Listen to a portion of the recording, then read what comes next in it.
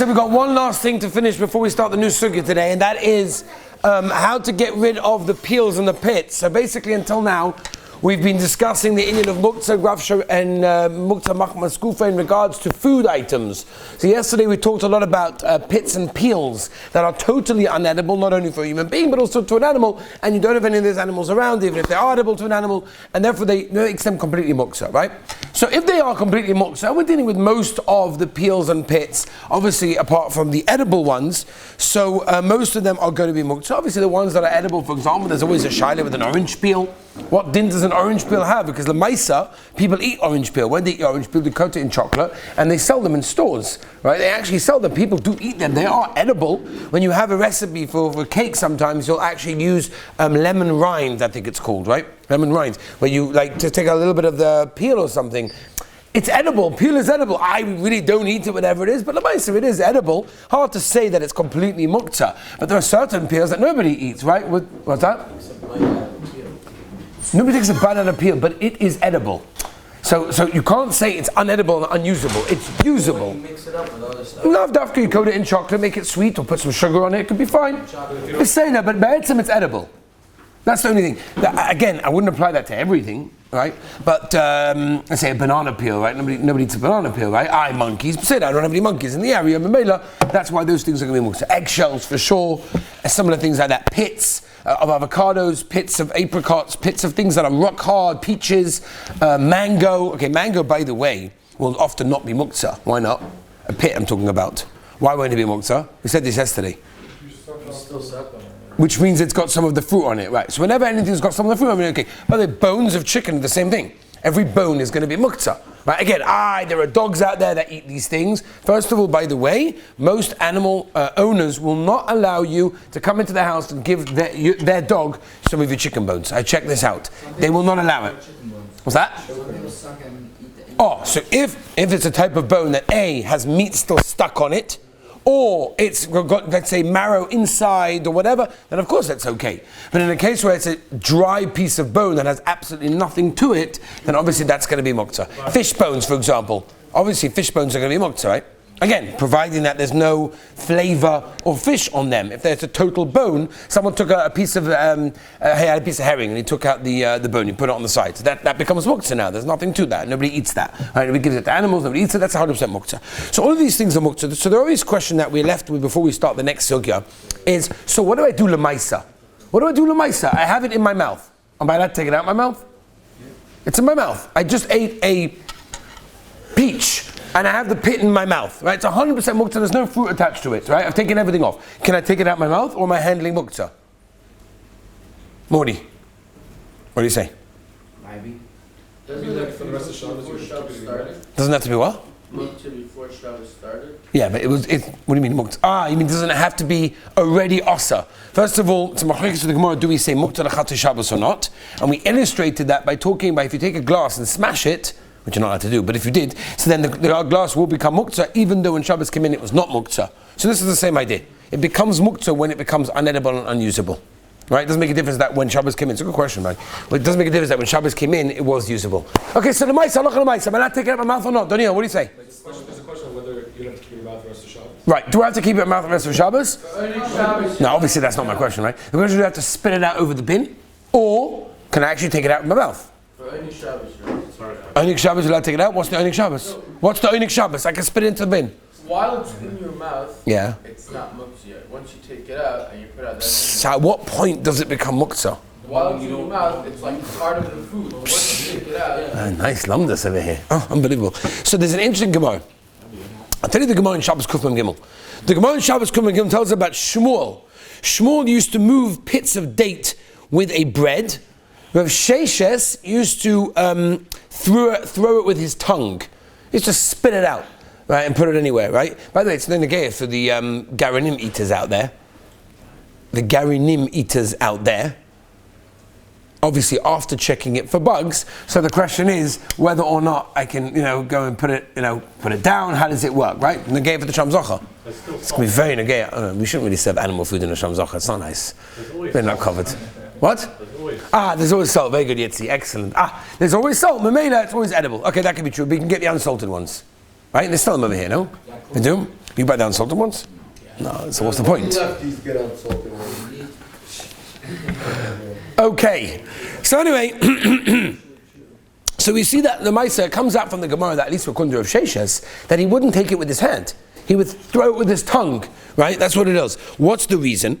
The reason is because like this, that because the Shaila is like this, just because we said, if you remember, if you take Muktza in your hand, let's say a Klisha Malachta Le'issa, right? You take a Klisha Malachta Le'issa, a wallet on your bed, right? You get there's no money inside it. It's a Klisha Malachta Le'issa, you pick it up, you have to move it wherever you want. We said yes, right? You could pretty much move it wherever you want. So why can't I say the same thing in my mouth? If I have Muktza in my mouth, which I put in Leheta, it was allowed because it was a Muktza completely when it went in because I had fruit on it, and therefore I want to take it out, it's almost a continuation, right? So that's really the svara to be makel and say I should be allowed to take it out of my hand. What's that? No, and a Hanami, straight to the and start messing around with it on the table, take it out, move it straight to the garbage can, 100%. But that's my heta to put it out, to take it out of my mouth because I put it in the heta, just like picking it up the heta. That's the Shem Shal. However, many of the Rishonim hold not that way. There's a Rosh in Beitza Siman Tezvov, the Shulchan Aruch Harav, the Heilige Balatanya, paskins this way in Siman Shin Ches, Siv Samach Zayin. The Balatanya writes, we paskin like this Rosh, which means that you should not be taking out the pit of whatever it is that's 100% Muktza, or a bone that's non-edible anymore, or anything similar to that with your mouth. You should throw it out, spit it out onto the garbage can, or somewhere similar to that, but to take it out with your hands, that's going to be the problem over here. And it's not only the Rosh, and it's not only the Balatanya, the Moshe paskins this way, the Shlomo Zalman paskins this way, the Chazon Ish paskins this way, the Aruch HaShulchan says this clearly as well, in Simchot Nun Aleph, and therefore that's why Halacha L'Maisa, a person should be very, very careful. However, I will tell you, Rav Elyashiv, said that if it has a little bit of time in it, then it's not Muktza, which means if a bone has a bit of taste in it, or some bone of, or a pit of some fruit still has a little bit of fruit on it, so then I can take it out, that's not a problem. But if it's got nothing, according to most Gedolei Rishonim v'Achronim, you should spit it out directly into the garbage can, with the exception of if you're in front of other people. The Gemara in Chagiga famously says that a person will have to give din v'cheshbon on making someone else disgusted by something that he does. So he's so godled, by the way, in many things in life. But the Gemara says that you're going to have to give din v'cheshbon on something that you make someone else disgusted by your actions. And therefore, if you're in front of the oilam and you're going to start spitting out things straight from your mouth onto the table or onto the plate or into the cup or into the bin, and people are being like, that's disgusting, so then absolutely not. And because of that, you could definitely be makel in that case. Now, there's another reason that we have to get to the next sugya today, because it's almost like a continuation, but it's a brand new sugya. Okay? So let's start it today. We're not going to finish it today. It's a huge sugya, but it's a very, very important sugya, because it's one of the big head tema for Muktza that we have not really mentioned up until now. And that is the sugya of Graf, Shel, Re'eh. That's the shaila. What is a Graf Shel Re'eh? When does it apply? It's very, very negea to almost what we just mentioned now. When you have garinim, when you have bones, when you have pits, when you have seeds. It's negea, for example, changing babies' diapers.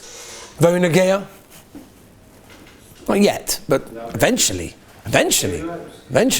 Baby wipes? No, there's a Muktza to begin with. There's no Shaila B'chlal. There wasn't even a Shaila. Do we have to put baby wipes into every single share? Like somehow to slip it in somewhere over there, just to make sure someone didn't hear any other share that if he just like switches on today, he knows the halacha. Okay, I hear Aaron Shkoyer. Thank you very much for that one. Tums? You could eat Tums on Wednesday. It's not a problem. Oh, on Shabbos. Now there's a gzeira if you have it on Tums on Shabbos. Now on Wednesday you might have it on Shabbos. Naftali Muskim. Where does that come from? Simon? What is it? Shen Chavches. I'm saying Baruch Hashem, the Baruch Hashem Yeshiva no halacha. Okay, let's move on. So the sugya of Graf Shel Re'eh. Oh, the sugya of Graf Shel Re'eh. We don't even have to advertise the yeshiva. We just have the bochum walking around, knowing it's just moedik. To advertise the yeshiva. Just look at the boys. We should take the camera and just like swing it around, let everybody see. All right.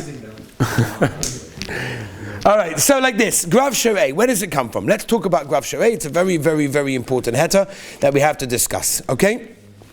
So it goes like this.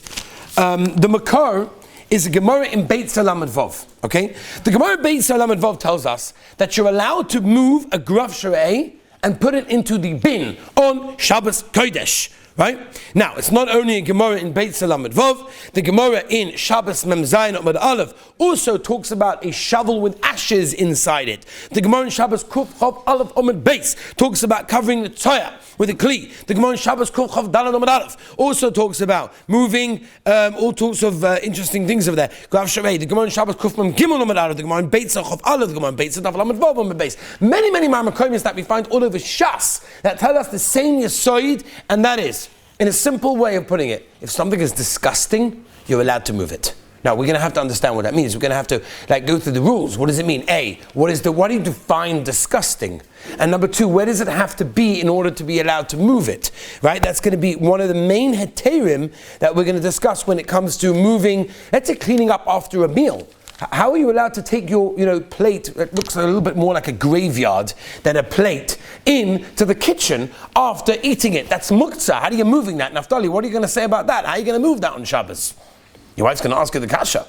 You're going to say, what do you mean? Graf Shaveh? She'll be like, I know what yeshiva you went. No. Okay, so you understand? Okay, that's the shaila. Okay, so the question is, what is included in the heta? We have a few minutes left.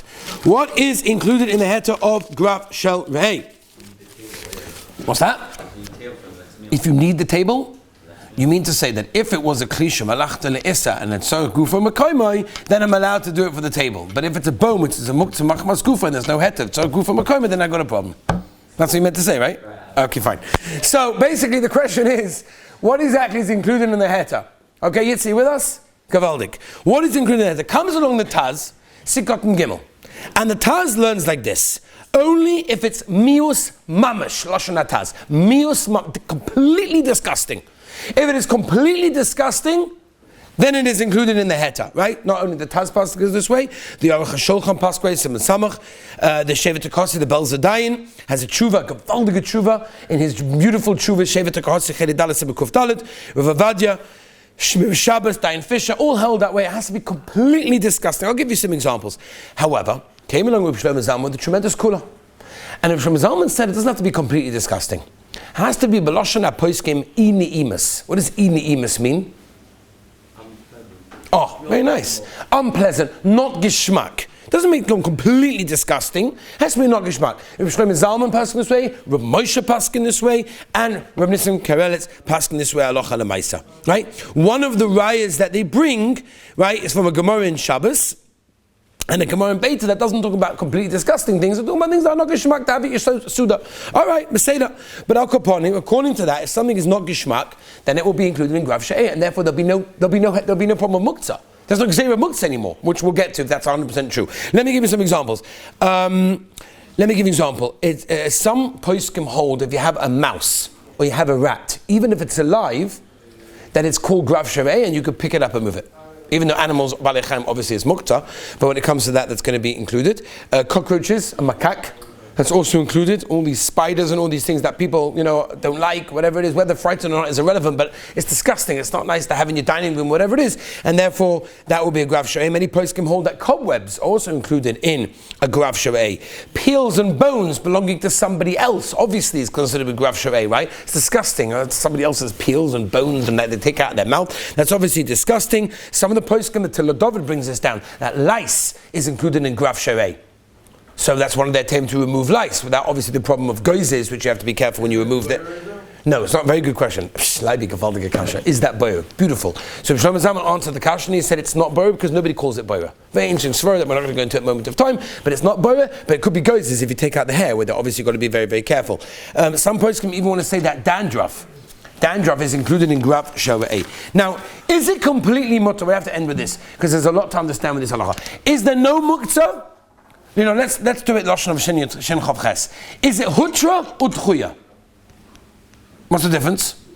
What's the difference? Hutra or tchuya? You can do it normally. Meaning, define hutra. Explain to the olam what hutra is. Totally mutter. Hutra means there's no isra of muktzah. Nothing. Forget muktzah. Do whatever you want. Tchuya means what? Meaning it's pushed. It's kind of pushed. It's pushed away. We don't have the Isurim Muktzah, but really there is Muktzah. That's enough. Right? Naftali legabe cholish yesh b'stakana. Do we say that it's hutra utchuya?